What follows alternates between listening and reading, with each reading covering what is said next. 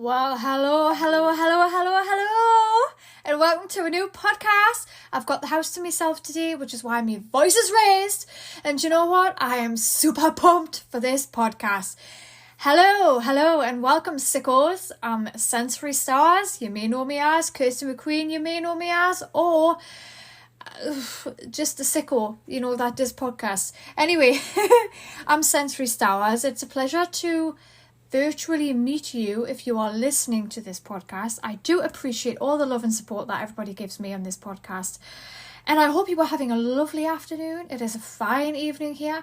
The sun was blaring. It drained my energy. But now the sun's gone back home, back in the sky. I'm done, okay? But very exciting announcement right now.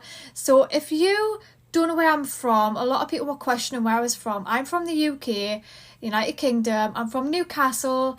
People love the Newcastle people. I don't know why. I don't know if it's a Geordie accent or what. So if you can't really understand what I'm saying, I do apologise. I do tend to talk really, really fast. But anyway, today's podcast is, you probably guessed it already, Love Dump. Oh my God. Now, I was going to keep my next podcast as a surprise. However, something happened just yesterday that got me even more excited. So I was watching Love Dump, and this is definitely a movie that is now in my top 5 for sure. I love it that much. I do have a special guest speaker with me today. She is amazing. Her name is Coda, and she played the lead role of the serial killer in Love Dump. Now, if you haven't seen the film Love Dump, stop this podcast right now, go to a broke house, support SamHel, support Coda in this film, rent it, buy it, I don't care, give the support and give the love, because SamHel really did take it there with this film, and I absolutely love it. I can't get over it. I've been raving about it since yesterday. It's got the right amount of gore, it's got the right amount of sexy content, and so if you like what you're hearing about that, then you might want to go and check it out. So definitely do that, give them some love, throw them love. But now, if you haven't seen Love Dump, like I said, go and check it out, okay? No questions asked, you need to do it. So Love Dump, for those that don't know, is rated X and is for good reason. It's based on a serial killer and a necrophiliac who hides out in motels in Los Angeles and California. During the serial killer's hideout, their urges become too much. Now, you're going to hear from Coda, who played the lead serial killer in Love Dump, in just a moment, but I want to talk about this film. So as I said before, it's about a serial killer, and this serial killer is a woman, and she, is a necrophiliac. If you don't know what a necrophiliac is, it's basically where you get off on gore, blood and everything like that. So this film, obviously, I'm all into serial killers. Everybody knows this if you know me personally. I've been a huge fan of serial killer documentaries since I was 12. Right, and I'm 33 now. I'll be 34 in February. Jesus Christ, the time's flying. But anyway, so this female serial killer, it seems to me, or I don't know if I'm missing something, but it seems to be she's either in the same motel or she's going to different motels and she's writing in her journal, and the police or the detective in the film, which you don't see, reads off what has been written in these journals. Now, obviously, that side of it for me is fascinating because it's serial killer related, but it's also fascinating to me because I'm into gore. I'm a very gory, hardcore fan, hardcore. If you don't know all the films that I've seen in the past, then you might want to check out some of these podcasts that I've done already on the Too Extreme for Mainstream franchise, as I'm going to call it now. We are on Spotify now. We are on Anchor as well, but obviously Spotify seems to be a lot easier. And just to add in this before I continue about the film Love Dump, my podcast will be featured on YouTube in the future as well.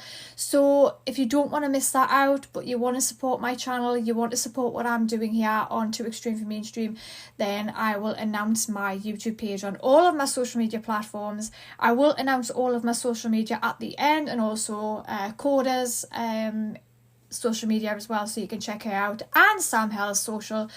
But for now, back to the film. So, like I said, it's about a serial killer necrophiliac, and what I really love about the gore in this film is it doesn't look fake, it looks real. Okay, now I must admit, I remember the Guinea Pig series, the Flowers of Flesh and Blood. I know that Charlie Sheen back in the day had reported this film to the FBI because he thought it was real. Well, this looks no different. This film looks real for how low budget it was. I'm assuming it was low budget. If it was not low budget, SamHel, Coda, please, spare me on that and let me know if it was low budget or not. But to me, this is what I love about SamHel's films. He really does have a vision that's different to everybody else. And he goes all out with the gore and the sex, obviously. And I love both of those combos together, and serial killer. So to me, it was a great movie that, I absolutely loved watching. I got a thrill from watching that film with all the gore and everything combined. And it, like I said, it's definitely worth a watch. I highly recommend it. But I'm not going to go into any more detail about the film. If that sounds like your vibe, then, go and check it out. So now we are going to move on to the interview. So Coda, my dear, could you please introduce yourself to our fellow sickos and what you are most known for? Hello, thank you for having me on your podcast today. For those that don't know who I am, my name is Wolvie Ironbear. I am the lead in Love Dump, and as well as a adult entertainer and content creator. Now, just want to say first of all, thank you so much for coming on this podcast. I really appreciate it. Now, was Love Dump your first movie feature? Love Dump was my first film, I guess, within the horror genre itself. I had done very small projects before that, but nothing more than 5-minute little indie film projects. Now, can you tell me who approached who? Did SamHel approach you, or did you approach SamHel? Originally, Sam had reached out to me through Twitter, actually, because I had liked a post through a mutual of ours that had posted that they were looking for talent to be in the project, and Sam had wound up looking through my Twitter and liked my look, so he had reached out to see if I was interested in the project. And can you tell me, what is SamHel like to work with? Sam is inspiring to work with, as well as just an all-around amazing guy. From just his general ideas to his openness to allow me to kind of play around within the characters and roles. And I would say from day one we just got along better than I could have expected, and we're still friends to this day and chat almost weekly. Now, would you work with SamHel at all again in the future? I would most definitely work with them again, any chance given. We've done several other projects since Love Dump as well. Now, what was your reaction to the movie script then? Because I'm assuming you were kind of like, what? Because it's not every day you get to do what you did in the film, am I right? When I first had received the script, I read it over briefly and decided I was going to spend a little time thinking it over. My initial reaction was, this seems super interesting, but at the same time, coming from an adult film background, my only concern would have been, is this going to be something I can pull off? So that was my only concern in that sense. But the script itself didn't off-put me in any way. I was actually more intrigued by it because I felt it was something so different from what I had done regularly. So this question I think might be quite interesting for you. A lot of these movies, like such as SamHel or Lucifer Valentine and stuff like this, I suppose it can push a lot of people's boundaries because this is not a normal mainstream media type of film, and it most certainly isn't for the light-hearted people. So was there any boundaries that you wouldn't cross in any of the SamHel films that you've been in? Thankfully, I don't think I've ever had to worry about any major boundaries being pushed that I wouldn't cross, just because Sam himself is so good about making sure that anything of that nature isn't getting touched. So a lot of times, my boundaries are very similar to what Sam's boundaries are, and in fact, sometimes Sam has boundaries before even mine, so I've never had to worry about that. But I think, like all things, there would be certain boundaries that I wouldn't cross, especially dealing with kids of any sort for projects, that I just wouldn't go there. But in terms of just stuff that has been coming up in the film, there's never been a boundary pushed. Now I've got to ask this question. What was it like acting in Love Dump as a whole? Doing Love Dump as a whole was, I guess, groundbreaking for me in a sense, because I never got to experience anything of that sort, especially coming from the adult industry and being transgender. I just wasn't sure if there was ever going to be a place for me within the community of horror films, because you just don't see very many trans adult actors really outside of, I guess, niche roles. So to be able to be in something like Love Dump and play the character that I got to me just gave me a lot of room to play around and express sides of me that, I just don't get to explore ever. Yeah, so you're absolutely right on the whole trans acting thing going on. I think a lot more directors should have a lot more trans people in films these days, because it's just like being gay, for example. They never added anybody that was gay or showed any gay tendencies on films or TV shows, not up until, I would say, most recently. So I think that's the next step, is to, allow directors and actors to come forward with all of that, because it is the 21st century, let's be real. But moving on, now for the blood, for me, it's kind of a fetish, and all because I saw the film I Cut Your Flesh, if I'm honest. And that stars Miss Socks, who I've interviewed before. So if you've missed that, then check out the Miss Socks interview on my podcast. But does blood bother you all at much? At all? No, I'm not squeamish at all around blood. In fact, I've done needle play and knife play sessions before, so stuff like that has never really been an issue for me at all. I know for some people it can be, but I've never had an issue dealing with any of that gore stuff. So I know a lot of films take quite a bit of time to film. Now, with SamHel's films being only at most 40 minutes long, how long did it take you and Sam to record this film in particular? We actually managed to film Love Dump over the span of 2 days, if I remember correctly. It was during the height of the pandemic. Things had just opened up out here in our area, and so it was kind of a mad scramble to just immediately try to shoot as much as we could. So Sam and I had just 2 nonstop 12 to 15 hour days just trying to get everything crammed in as much as we could. It was hectic and wild, but also just exciting to be able to do something like that after, wondering where the world was going from the pandemic. I know, talking about the coronavirus, I know people don't like to hear that word, but we've lived through it. That whole corona thing just blew up out of nowhere, I think, in my personal opinion. And it's crazy how a pandemic like that just stopped everything, and everybody had to be in lockdown, so we all had to be very, very careful. But now, thankfully, everything is going, as I feel like, back to normal, which is really, really good.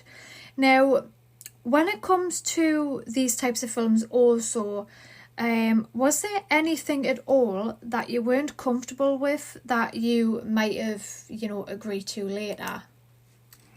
No, I was pretty comfortable with everything. I think there might have been one line of dialogue that I wasn't 100% sure how I felt about saying, that had to deal with saying the word Holocaust and kind of the negativity that surrounds that type of word.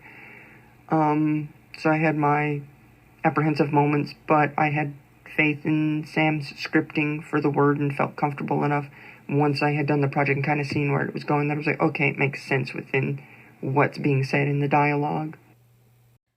So, with being in this film, have you always wanted to be an actress? I had kicked the idea around of doing acting when I was in high school a little bit after doing a few drama classes and trying to figure out who I was at that age. But that idea kind of quickly, puttered out once I'd become an adult and just kind of got busy in other industries and other hobbies and such, just because I didn't have the time and really a direction to go with it. So I was really fortunate enough to kind of fall into it a second time around, I guess you could say. Yeah, it's really interesting hearing that side of you, to be fair. In acting, a lot of people can act straight away on screen and, it seems like a second home for them. Whereas you seem to be very comfortable on screen, which is really great to see. And you did amazing in that film. But anyway, so what is your favourite film apart from the one that you acted in for SamHel? My favorite film would probably be Vania, just because that was the first one I had seen of his projects that I was shown to give me an idea of what he was doing, and I was just really taken by the visuals of the film and the way that it was shot. As soon as I had seen that, I completely was on board with the project, just because I love the way that Sam films his films, just the way that they look visually. Yeah, I totally agree with you on that one about SamHel, how he films his films. His directing skills, his producing skills is absolutely amazing. For more of the underground, extreme films, will I say. But anyway, what advice would you give to anyone thinking of becoming an actor or an actress? I would definitely say take the risk and go for it. Do your research, play around. I mean, for me, it was just kind of getting out of a comfort zone, but once I had dove into it, it was definitely worth it, and it's opened a lot more opportunities to take on other smaller roles and just kind of see what's out there.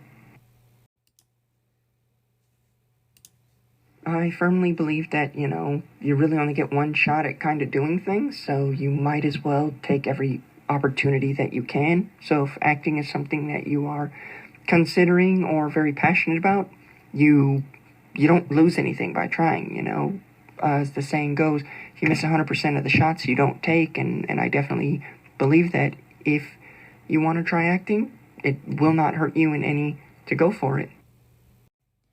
Now we are going to move on to the BDSM part of this interview, or the alternative lifestyle as I like to call it. So, Coda, can you tell me how long have you personally been involved with the alternative lifestyle?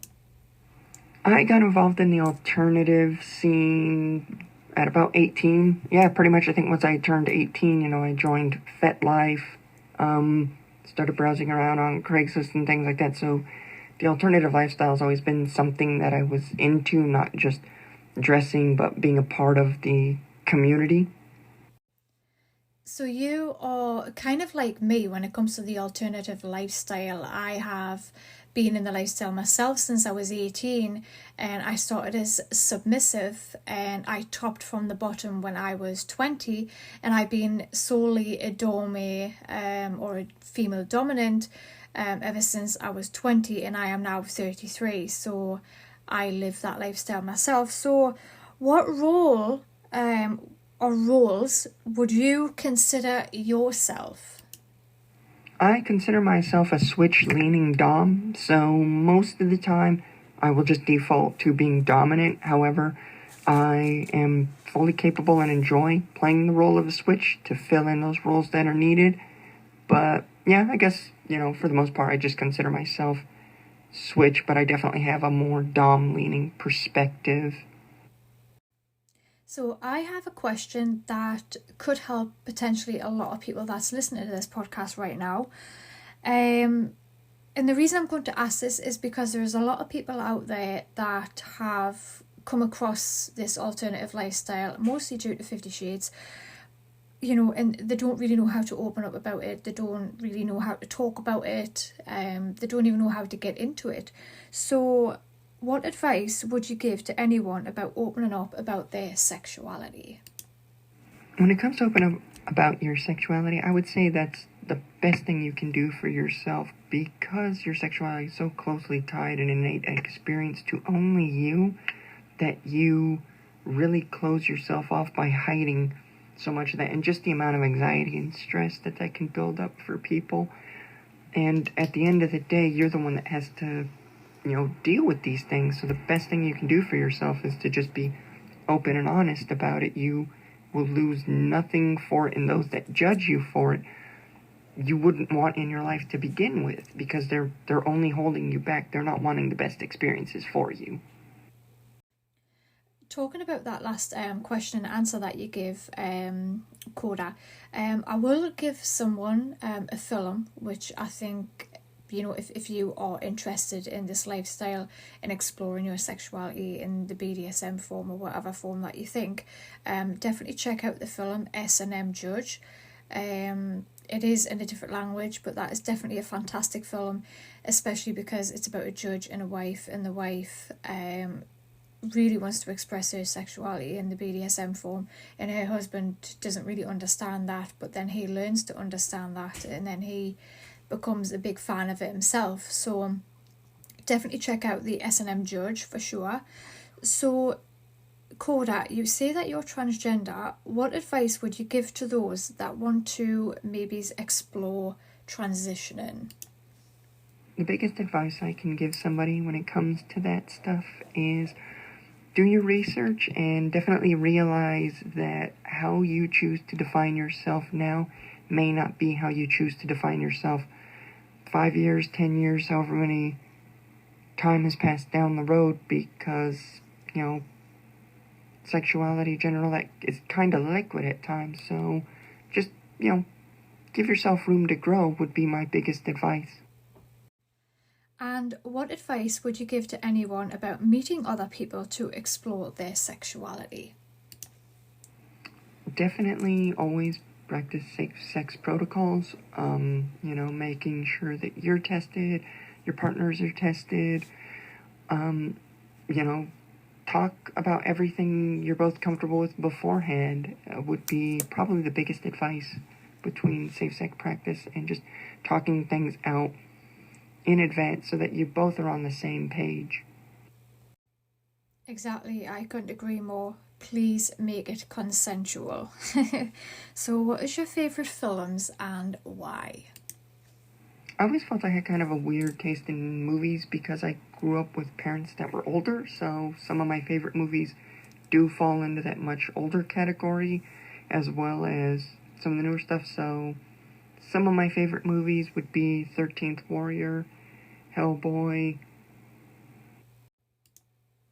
P.S. I Love You, The Good, and Bad, and the Ugly. Oh, it's just such a large list of films. Seven Samurai, the Matrix trilogies, the Rocky series. Quite a few movies by Keanu Reeves, truthfully. I have kind of a wide and strange taste, to be honest. It's always hard to pull names to the forefront of my mind when asked these questions, so I apologize. It's completely fine, but I totally agree with having older parents that raise you up. My grandparents raised me up, so I do have a lot of older films in my categories as well. One of them in particular is Calamity Jane. I don't know if you've seen that. That's a classic. Gladiator. What else have I seen that I absolutely love? Oh, Jurassic Park. I love Jurassic Park. Keanu Reeves, The Matrix. I love those films. Johnny Depp, anything to do with Johnny Depp and justice for Johnny Depp, absolutely fantastic news for him on that one. So going on to music, what are your favourite bands in particular? I would say the reason most of those films are some of my favorites is I always find characters within those I feel I can either relate to, or the story itself, I feel there's a part of me in that, and so I have deep attachments to a lot of those films, or they're just so beautifully well done that it's hard to dislike movies like that. But, I think when it comes to favorite movies, it's, subjective for so many people. My favorite bands or artists, in no particular order, are Florence and the Machine, One Republic, Ghost, Rammstein. My favorite bands or artists, in no particular order, are Florence and the Machine, One Republic, Ghost, Rammstein, Tom Petty, Audio Slave, A Perfect Circle.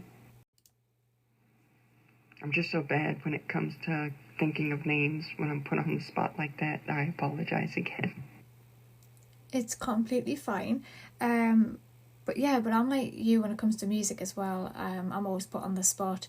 But some of my favourite bands, my top 5 favourite bands, is probably Hollywood Undead is number 1, William Control, Rammstein, Slipknot and Marilyn Manson. They're my top 5 of all time. So overall, to end this interview, do you have any more comments to add? Just thanks for having me and being able to be a part of this. It's always a pleasure to be able to talk about projects I've been involved in or have coming up. So thank you again for all of this time. And thank you again, Coda, for this interview. I do really appreciate very, very much. Now, my announcement is I will be interviewing the man himself, SamHel, and Miss Socks for a second time, so get excited for that. If you want to support my podcast, please follow me on Twitter at Extreme Podcast, on Instagram at Century Stowers, or Facebook at Kirsty Ann. Now please show Coda some love over on Instagram at coda.ironbear. And not forgetting the man himself, SamHel, on Instagram, Facebook and Twitter at A Broke House, or check out his website at abrokehouse.com. Thank you so much for the support and thank you so much for listening. I hope you enjoyed this podcast and thank you again to Coda for doing this interview. And I look forward to our next podcast when I interview Miss Socks and SamHel. Until next time, have a good day, sickos.